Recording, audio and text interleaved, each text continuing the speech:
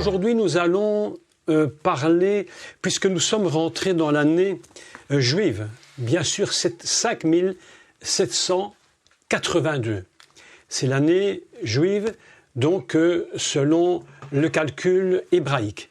Nous allons donc profiter de cette année, de cette entrée d'année juive, pour parler aujourd'hui de cette fameuse fête qu'on appelle Teruah, Yom Teruah, ou Rosh Hashanah, la tête de l'année. Pour rappeler simplement qu'il y a donc deux débuts d'année en Israël. Le premier religieux qui est le 15 Nissan avec la fête de Pessah, tout le monde le sait. Et puis il y a cette année qu'on nous pourrions appeler une année civile qui sera donc Rosh Hashanah, la tête de l'année. C'est l'opportunité d'expliquer aujourd'hui, d'une façon probablement un peu différente de ce qu'on fait d'habitude concernant cette fête.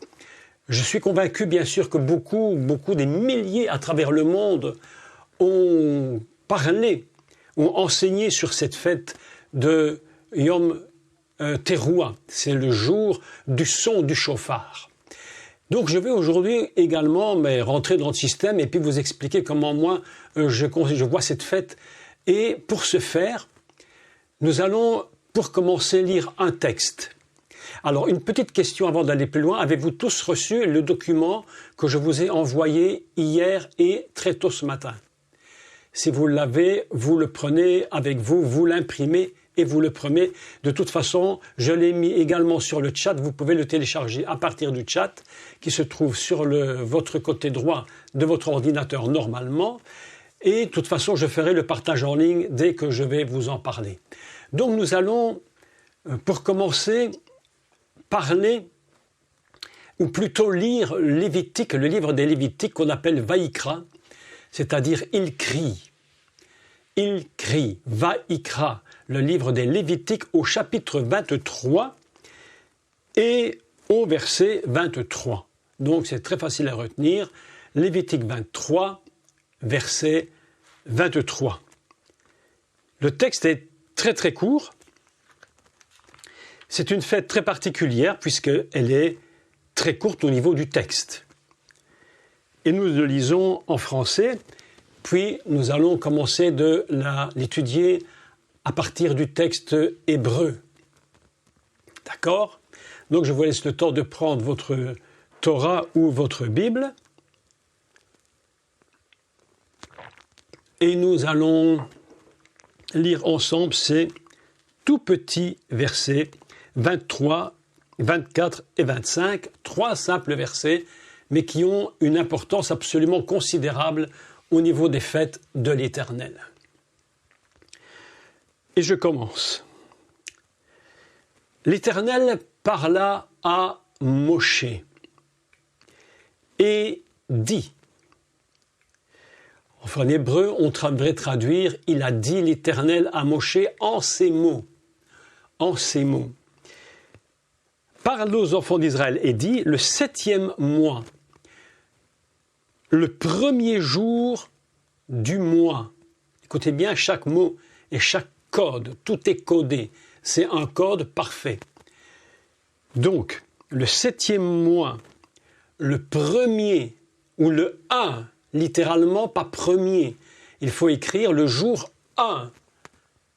D'accord? C'est ça qu'il faut lire. Vous aurez un jour de repos publié au son, je lis en français, des trompettes et une sainte convocation. Vous ne ferez aucune œuvre servile et vous offrirez à l'Éternel des sacrifices consumés par le feu. Alors, si vous regardez toutes les fêtes, vous allez constater une première chose, c'est qu'il n'y a que 3 versets pour parler de cette fête. Lorsqu'on parle des fêtes de l'Éternel, faut-il le rappeler une fois encore que le mot fête, ici en hébreu, est le même mot qui est utilisé lorsqu'on lit le Bereshit, chapitre 1, au jour 4e, lorsqu'il est dit que Dieu mit des signes dans le ciel.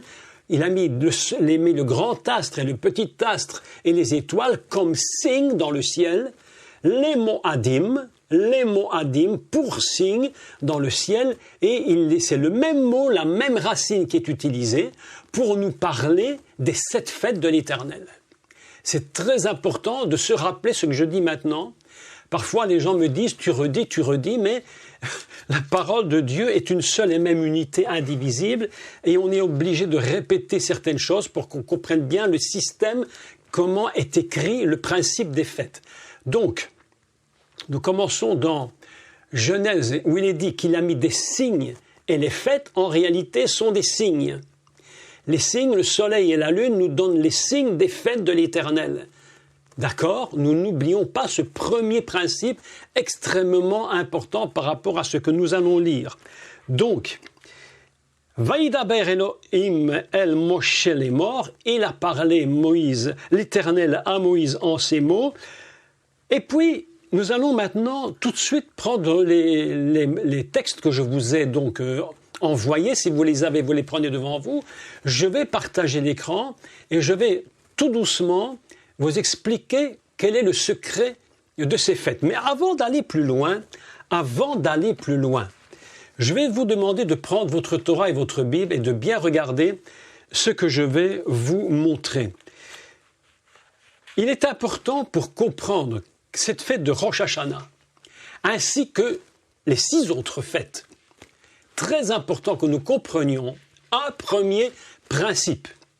Et vous allez voir que c'est absolument unique. Évidemment que lorsque les années passent, dans le calendrier chronologique, évidemment que les fêtes sont à des dates et des jours particuliers, mais lorsque l'on lit la Torah, nous allons constater qu'il y a quelque chose de tout à fait particulier qui se produit au niveau de toutes les fêtes. Quelque chose qui est commun à toutes les fêtes. Je vous rappelle de nouveau que lorsque vous lisez le livre de Bereshit et de la création du monde, je dis ça pour tous les nouveaux, les anciens ont déjà entendu 1000 fois le dire, mais pour tous les nouveaux, je le redis, c'est très important de comprendre une lecture différente. On peut lire la création du monde dans l'ordre chronologique, jour 1, 2e, 3e, jusqu'au 7e, mais on peut le lire autrement. Et c'est très important de comprendre ce que j'explique. On peut le lire comme si c'était un kaléidoscope. Vous savez, vous regardez tous les jours à travers une seule fenêtre et vous constatez que dans tous les jours de la création, il y a des choses qui sont absolument communes à tous les jours et qui se trouvent, tenez-vous bien, au même endroit. Quelles sont ces particularités ? Vaïyere, vaïboker. Il y eut un soir et il y eut un matin. Si vous mettez tous ces jours superposés et que vous regardez comme à travers une vitre, vous comprenez que il y a un soir et il y eut un matin tombe toujours à la même place. Autrement dit, il y a une unité indivisible dans la création. Ainsi, pourquoi je vous explique cela ? Pour vous dire également qu'aujourd'hui, nous allons lire un texte qui sont les 7 fêtes. Et vous allez voir que les 7 fêtes, bien qu'elles soient chronologiques dans le temps terrestre, elles sont en réalité une seule et même fête qui est basée sur un principe qui est absolument divin, qui n'a absolument rien de humain et rien de terrestre, c'est complètement divin. Et c'est pourquoi nous allons commencer la lecture avant d'aller plus loin. D'accord ? Donc nous commençons dès le départ parce que Dieu va donner l'essence profonde de la fête. Je dis de la fête. D'accord ? Non pas des, mais de la fête dans sa totalité. Nous allons prendre les 7 fêtes, nous allons les regrouper en une seule unité. Et nous n'allons plus entendre 7, même si nous allons utiliser le code, mais nous allons entendre 1. Et je commence la lecture, Lévitique 23, à partir du verset 1. L'Éternel donc parla à Moïse et dit, « Parle aux enfants d'Israël et tu leur diras, les fêtes de l'Éternel que vous publierez seront de saintes convocations. » Écoutez bien les mots. Chaque mot est absolument important. Les fêtes sont des saintes convocations, on appelle ça en hébreu Mikra Kodesh. Nous allons reparler un peu plus tard de cette expression Mikra Kodesh, parce qu'elle a un sens très particulier en hébreu, sur une racine qui est très intéressante. Les fêtes que vous publierez seront donc de saintes convocations. Voici quelles sont mes fêtes. Alors, la première chose que nous apprenons, c'est que ces fêtes n'ont absolument rien du tout à voir avec l'humain. Ce sont des fêtes complètement divines, fondamentalement. Elles sont données à Israël, mais écoutez bien ceci, elles sont données à Israël afin qu'Israël les donne au monde. Lorsqu'on parle de Pessah, c'est pas une fête uniquement pour le peuple juif, c'est une fête pour le monde et pour l'humanité entière. C'est très important de comprendre. Donc, il dit, voici quelles sont mes fêtes, quels sont mes signes que je vais donner pour l'humanité. Et la chose la plus extraordinaire, c'est la suite du verset. Voici, il dit, on travaillera. Écoutez, alors c'est vraiment très étrange ici. On travaillera 6 jours, mais le 7e jour est le Shabbat. Le jour de la cessation ou du repos, il y aura une sainte convocation. Il le redit pour la seconde fois. Écoutez maintenant, vous ne ferez aucun ouvrage, c'est le Shabbat de l'Éternel. Écoutez, sans vouloir blesser qui que ce soit, ni les Juifs, ni personne, mais ce texte nous dit le Shabbat d'abord dans les fêtes, c'est pas un Shabbat des Juifs, c'est un Shabbat de Dieu. C'est son Shabbat à lui. Ça lui appartient en propre.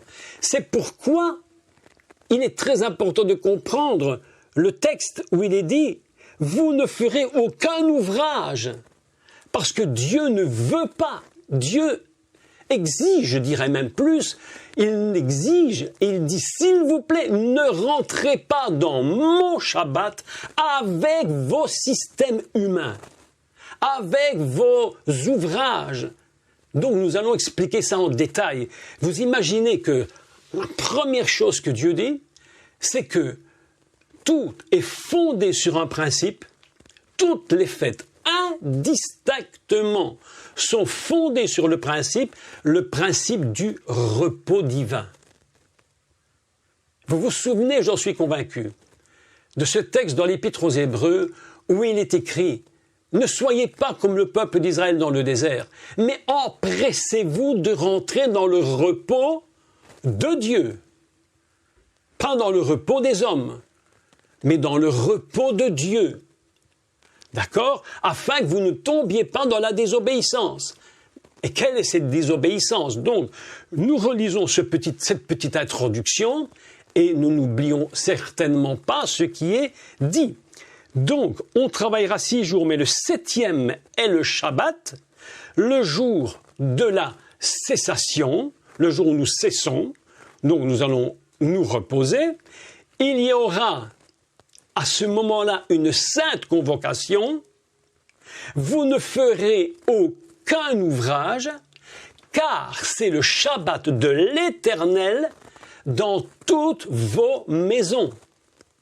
Voilà un texte absolument extraordinaire. Il va nous parler maintenant des 7 fêtes. Je voudrais vous expliquer maintenant ce qui est commun à toutes ces fêtes. Il y a des points absolument communs à toutes les 7 fêtes. Nous allons lire ensemble ce qui est écrit dans les 3 premières. Pessah, les pains sans Pâques, les pains sans levain, et puis les prémices. 3 fêtes en une, en fait. Et bien, chaque fois qu'il parle, il va rajouter toujours les mêmes principes. Toutes les fêtes sont donc basées sur un même principe. Donc, il est écrit Verset 4, Lévitique 23, verset 4. Les saintes convocations que vous publierez dans les temps fixés. Et nous continuons. Verset 7. Le premier jour, vous aurez une sainte convocation.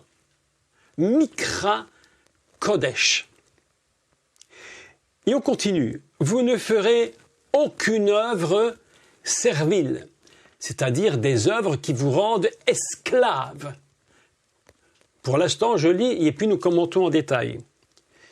Puis, nous prenons les textes suivants.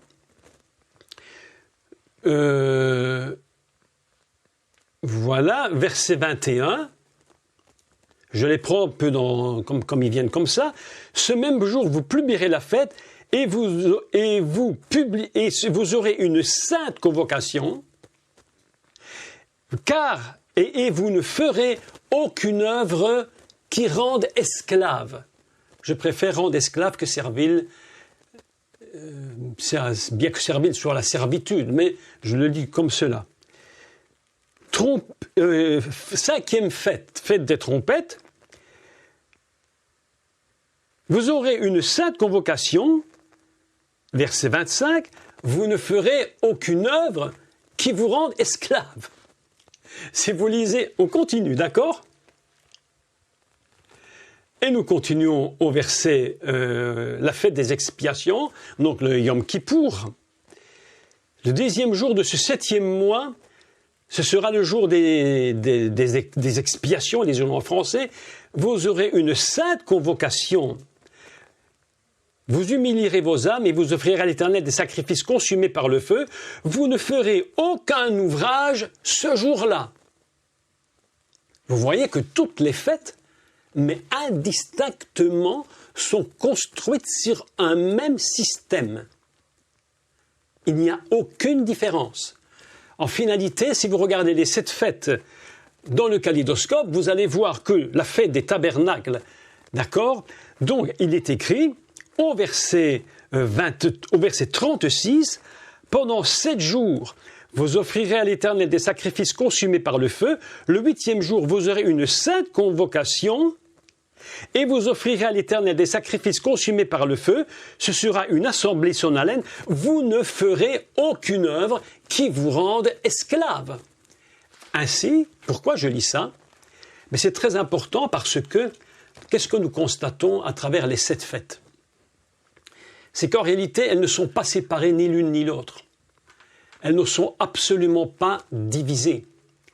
En réalité, les 7 fêtes, c'est une seule et même immense fête. Elle est une seule et même fête. Et vous allez comprendre le pourquoi.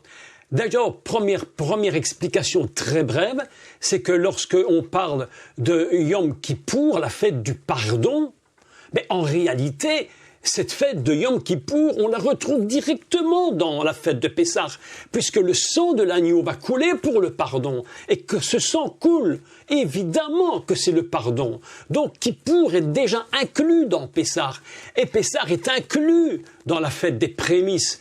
Ainsi, pourquoi je vous explique cela dès le départ, avant d'aller plus loin dans la fête donc de Rosh Hashanah, ou Yom Teruah?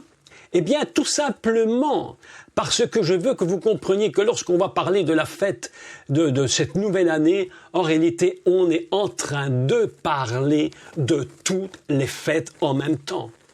Même si elles sont dans le temps chronologique pour Israël et le monde, en Dieu, c'est une seule et même fête. Donc, nous allons lire ensemble les textes que je vous envoie et je vous fais le partage d'écran. Alors, voilà. Est-ce que vous voyez Teruah? Si vous le voyez, vous me faites bien, vous faites un petit... Si c'est Teruah que vous voyez? Oui, c'est ça? D'accord.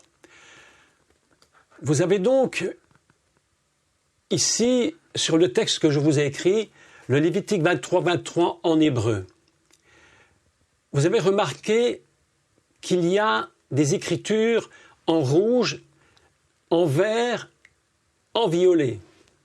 Je les ai déterminés pour que nous ayons plus facile à les comprendre. Nous allons donc parler maintenant des codes. Sur quels codes le texte hébraïque est donc utilisé pour cette fête des chauffards ou des trompettes. Premièrement, la chose que nous allons dire, c'est que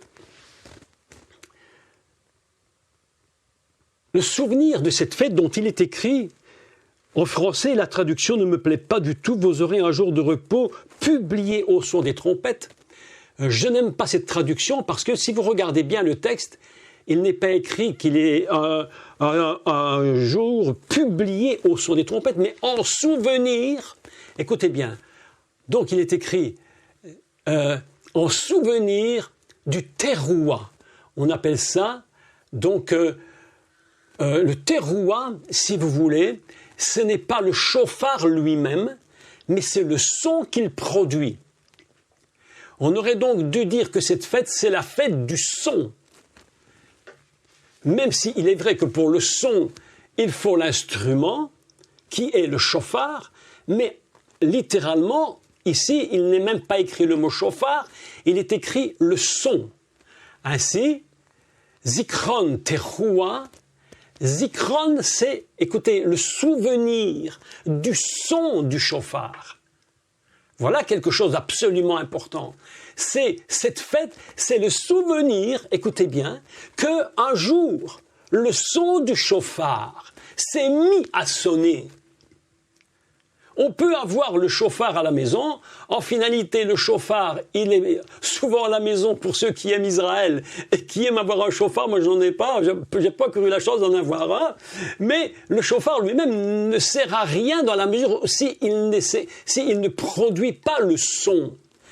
Il y a, je crois que c'est dans les psaumes où il est écrit « Heureux ceux qui connaissent, ceux qui, on devrait même dire, ceux qui comprennent le son du chauffard. » Ce n'est pas une question d'entendre uniquement. Ce n'est pas seulement la question de savoir qu'il y a un chauffard, mais c'est de comprendre ce qu'il nous dit. Et il y a un texte, je crois, si je ne me trompe, c'est dans Exode, nous le lirons un peu plus tard, où il est dit que le son du chauffard était un son très long, un son extrêmement long et uni. Vous savez qu'on souffle très long, qui appelle le peuple à dire attention, nous rentrons dans un combat.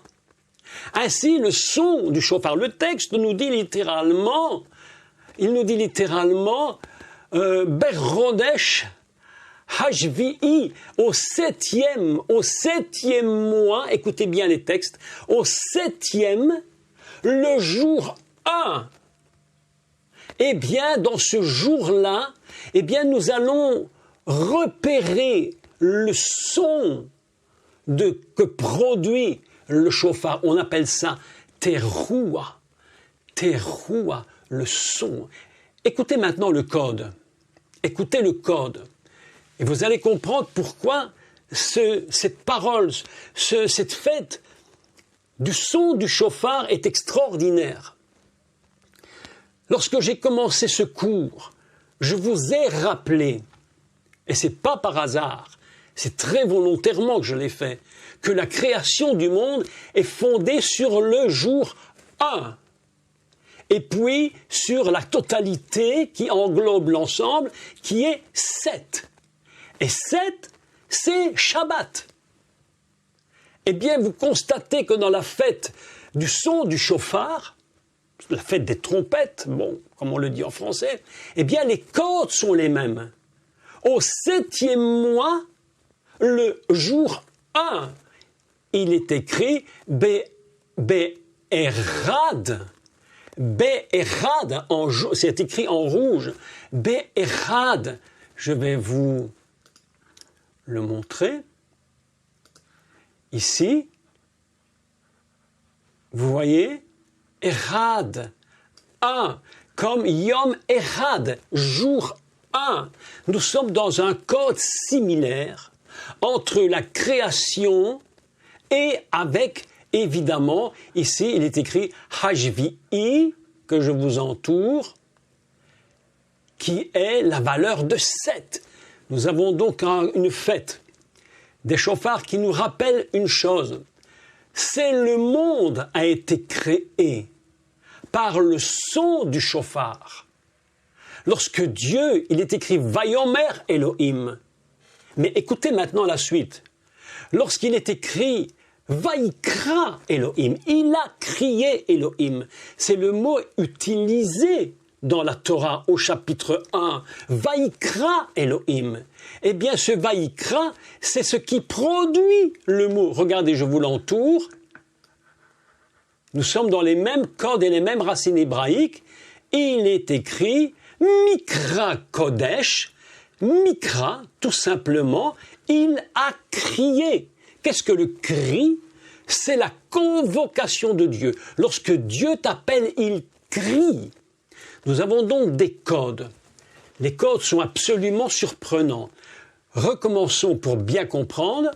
Barodesh Hashvihi, le 7e mois, 7. Echad Lerodesh, premier jour, jour 1.